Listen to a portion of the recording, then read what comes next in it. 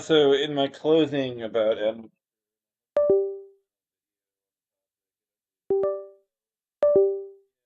misfortunes, the final mean thing that I would, and criticism that I would have to say about the whole thing would be this. I love Square Enix as a company. I have seen them raise the stakes time after time after time, and that's why my reaction isn't the same as other, Square Enix fans who are sycophantic and they enable them at every fucking. The expectation in the video game community among like the Square Enix fandom is almost always nothing but ever dumped on them ever.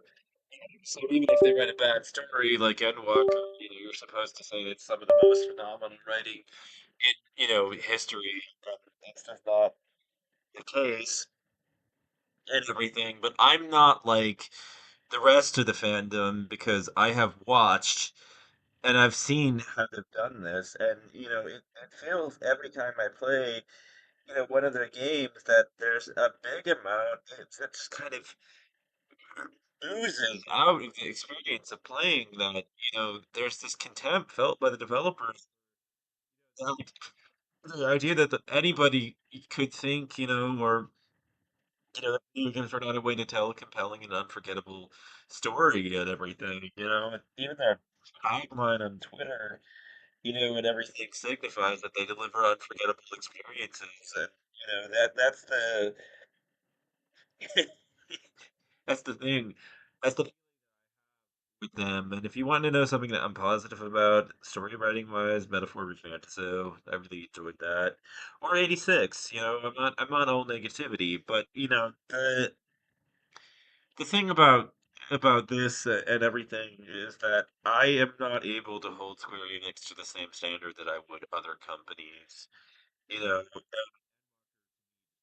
The Square Enix standard good enough to be, Final Fantasy title stamped on it and everything. And so, you know, the sentiment that's felt at a deep level is that I've watched, what Final Fantasy did starting with 6 and then 7 and then, then 8, but not really, but mostly 9 and the delivery that had and then the changes that happened during 10 and everything. So I've lived through all of that, and I've seen all of it up close, and I've seen the way the story gradually got, very more delivered for all this. So to say the least, I've seen their ambition, and I've seen the way that they have taken what was formerly a very disrespected industry where gamers were laughed at and everything, and proven that the ability that proven that it commanded and deserved some respect thing, and they've done this and made mistakes time after time after time, where their peers busy, essentially neglecting story and just sort of making everything focused on the gameplay aspect of things.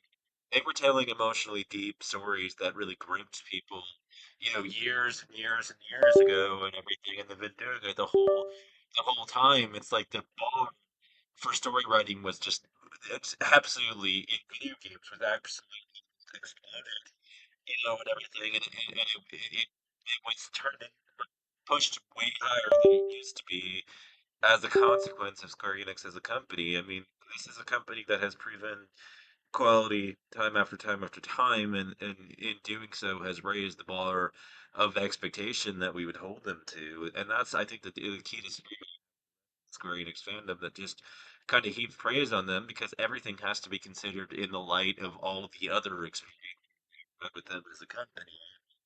And so, in that sense,